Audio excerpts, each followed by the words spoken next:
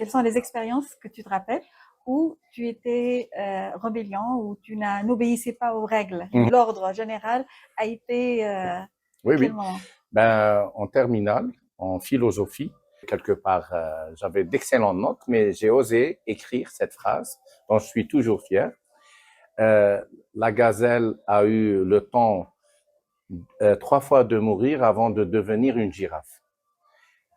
Et donc, dans le concept que suite à une certaine sécheresse, les gazelles ne trouvant pas l'herbe à brouter à partir des arbres, des feuilles d'arbres. Et là, donc, sur une progression qui m'avait pas convaincu, ben, on a eu les girafes. Et donc, le fait d'avoir écrit ça et d'avoir été même adressé par mon prof de philosophie au recteur qui nous a quittés dernièrement, que j'ai eu l'occasion de voir dans mon lycée Idrissi, Monsieur Tir, et qui m'a accueilli avec les honneurs il y a moins d'une année. Ben, quand il m'a accueilli, bon, il a laissé le prof exprimer son désarroi à l'égard ben, du rebelle que je suis contre les lois de Darwin. Et après, bon, quand le prof de philosophie est parti reprendre le cours, on a bien discuté et il m'a dit, mon fils, tu as un esprit scientifique, il faut le savoir. Et il m'a félicité, malgré que ma note était presque éliminatoire. Heureusement, elle n'a pas été. Et j'ai été majeur de promo, imagine. Donc, imagine si à ce moment-là, j'ai repris ce que j'avais reçu comme enseignement tel quel pour avoir un 20 sur 20 ou 19 sur 20, je n'aurais jamais été ce que je suis aujourd'hui. Et je suis plus fier de cette note en philosophie proche de la note éliminatoire que toutes les autres notes qui étaient 19 sur 20 et autres. Pourquoi? Parce que j'ai exprimé quelque part ma position à l'égard d'un concept qu'on peut respecter, bien entendu, l'évolution, mais personnellement, l'esprit caricatural ne m'avait vraiment pas inspiré sur le passage d'une gazelle à une girafe en une seule époque. Voilà. Donc, parmi les anecdotes, il y a ça. Et il y a mon côté, j'étais également, en plus d'être joueur de jeux d'échecs, j'étais un sportif à l'époque, donc football, handball, basketball, natation, mais j'étais également un cascadeur en skateboard. Et dans le fait d'être un cascadeur en skateboard qui s'accroche au véhicule pour avoir la vitesse nécessaire pour faire toutes les... quelque part, j'étais pas une personne qui était conforme parce que je recevais même des sifflets des forces pour me remettre à la raison de loin en disant fais attention. Et donc quelque part vivre la vie en pleine énergie a été toujours une de mes versions. Hein. Également appliquer les règles de Wim Hof, nager en piscine découverte, une nuit enneigée, traverser toute une piscine à 4 degrés en nocturne et enneigée font partie de mes spécificités personnelles, c'est-à-dire aller à la découverte de l'extrême. Euh, et il faut savoir que l'expérience des extrêmes de la vie, comme faire du sport à moins 9 degrés, moins 2 degrés, par rapport à la région où j'ai passé mon service national, c'était une expérience qui se répétait souvent et elle m'a appris à aller à l'extrême de l'endurance, à l'extrême de la résistance humaine et à comprendre la biologie humaine en moi-même. Donc finalement, quand on l'expérimente, on arrive à aller au fond du comment et du pourquoi. Tout à fait. Et du coup, en fait, même en ayant suivi un enseignement académique qui est la médecine, Ouais. qui nous invite à se conformer aux règles de la médecine, aux règles établies, la nature reprend ses droits et la nature du rébellion, la nature de la personne qui cherche à aller, à explorer les extrêmes, à dépasser, à pousser les limites à l'intérieur de lui ou dans le système qui est dans lequel il grandit, a fait de toi justement ce concepteur et cet innovateur dans le domaine de la santé et de la prise en charge des patients? Ce qui me caractérise, c'est un rebelle constructeur. C'est ça, Je me définis comme ça. c'est ça. C'est-à-dire que j'aime opérer le changement Mm, sur le long terme mm, et j'ai cette patience d'être sur le même thème sur 11 années, mm, jusqu'à arriver à changer les paradigmes, mm, les concepts, les lois même, mm, l'enseignement et changer l'environnement mm, dans lequel je suis. Donc, créer un écosystème mm, à partir de mon idée initiale. mm, Et donc, cette idée de faire opérer le changement graduellement permet de créer une réalité sans être réellement rebelle, mm, parce que la rébellion, c'est un mode de dire plus jamais ça, mm, apportant une plus-value, apportant un meilleur mm, pour, euh, pour le, les médecins, pour la prise en charge thérapeutique, pour les patients, pour le citoyen. Et donc, cette méthodologie, je vous donne par exemple dans l'approche thérapeutique intégrative, dans le protocole hybride orthomoléculaire, ben, je l'ai enseigné dans 2 universités différentes, Ain Témouchent et Mascara, dans 2 facultés différentes, la faculté de médecine de Tlemcen et la faculté de médecine d'Alger, dans 2 centres anti-cancer différents, centre anti-cancer de Bachar et centre anti-cancer de Sebdou. J'ai fait en sorte que j'enregistre le protocole hybride orthomoléculaire comme enseignement thérapeutique innovant.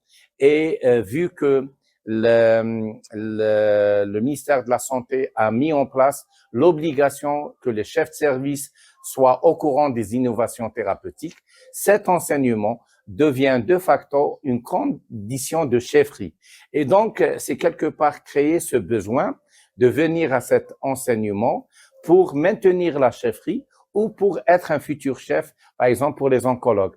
Donc, créer cette compétition positive et donc apporter une plus-value sans être obligé d'être en alternative, sans être en bras de fer. Au contraire, je suis la personne, quand elle aborde une thématique délicate, elle apporte les solutions du terrain. mm, Et d'ailleurs, je le dis en abordant la prise en charge des radiations nucléaires en Algérie en 2014. Je l'ai présenté à l'école de santé militaire. Il y avait plus de 1200 médecins, que ce soit de la gendarmerie nationale, de la protection civile et de la santé militaire. Donc, j'ai dit, au-delà de la thématique susceptible, voici les solutions thérapeutiques. mm. Et donc, on a apporté les outils thérapeutiques que j'ai apportés 2 à 3 semaines après à Tokyo. Et il faut savoir que l'Algérie et le Japon sont 2 pays qui avaient subi des radiations nucléaires, soit par rapport aux expériences nucléaires en Algérie de 1960 à 65, ou pour le Japon, pour ce qui s'est passé à Hiroshima et Nagasaki en 1945. Donc finalement, on peut aborder des thèmes très délicats, mais quand on a des solutions, c'est-à-dire qui nous permettent de passer au-delà de la problématique. Exemple, par rapport à l'ARN messager et de toutes les thérapies qui ont eu lieu durant 2021 à 2022, ben, les effets inflammatoires, protéines spike, l'oxyde de graphène et les turbocancers, sans oublier les cardiomyopathies actuelles et les embolies qui existent chez les personnes ayant reçu des injections à ARN messager. Au-delà de cette problématique un petit peu délicate, moi, j'apporte la solution. Comment faire la détox à l'égard de la stase sanguine, des dédimères élevés? Comment apporter la solution à l'égard de l'inflammation vis-à-vis des CRP? Comment lever l'empoisonnement en métaux lourds? Comment permettre à l'organisme de reprendre une santé initiale? Donc, finalement, quand on cherche à aborder des thèmes délicats, il faut avoir des solutions efficaces et non pas poser une problématique pour laisser que ce soit le public ou les autorités dans un questionnement. Parce que créer une panique, par exemple, par rapport à un thème sans apporter une solution n'est pas du bon sens.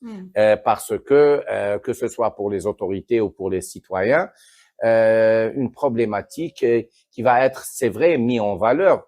Mais le plus intelligent, c'est de mettre le doigt là où on a déjà trouvé une solution.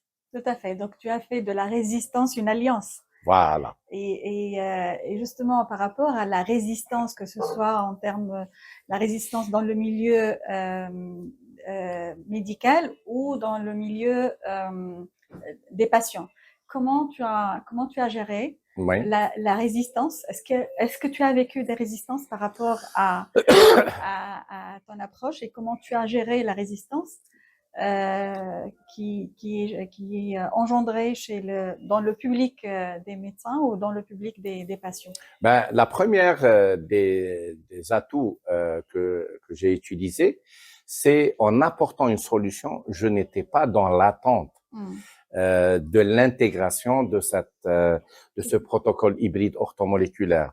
J'apporte les solutions, je partage et je laisse venir. Ouais. Puis, j'ai fait ce qu'on appelle l'encadrement universitaire. Il faut savoir que dans ma vie professionnelle, je pratique le half week. Je travaille dans mon cabinet médical à Ras El Mar 3 jours et demi et mon week-end, c'est 3 jours et demi. Il peut être utilisé à des fins familiales, personnelles, mais également à des fins pédagogiques et scientifiques. Donc, chaque semaine que Dieu fait, je suis apte à enseigner. Donc, j'enseigne avec les associations, je fais du bénévolat, j'enseigne dans les structures universitaires, les structures pédagogiques. Et ça a permis de créer ce travail de fourmi quelque part, et ce travail sur le long terme pour trouver les mécanismes de libérer le vis-à-vis de sa peur du nouveau. Et donc, finalement, je ne considère pas que résistance, il y en a. Au contraire, je prends en considération cette résistance d'ailleurs en l'estimant comme étant une quête du savoir. Et d'ailleurs, dans une des présentations que j'avais fait à l'Institut national d'études stratégiques globales, juste avant de conclure, il y avait le mot de la fin. Et le recteur de la faculté de médecine d'Alger, on va le citer parce que il a été un porte-flambeau à l'égard de cette approche, m'avait dit tout simplement: je suis pas vraiment convaincu du début jusqu'à la fin de ce que vous avez présenté. Une autre personne aurait pris des réserves à l'égard de cette. Moi, ce que j'ai dit, et donc j'ai conclu juste après, j'ai dit: je remercie tous ceux qui ont soutenu la présentation de mon approche, mais je félicite encore plus le doyen de la faculté de médecine d'Alger pour ses réserves.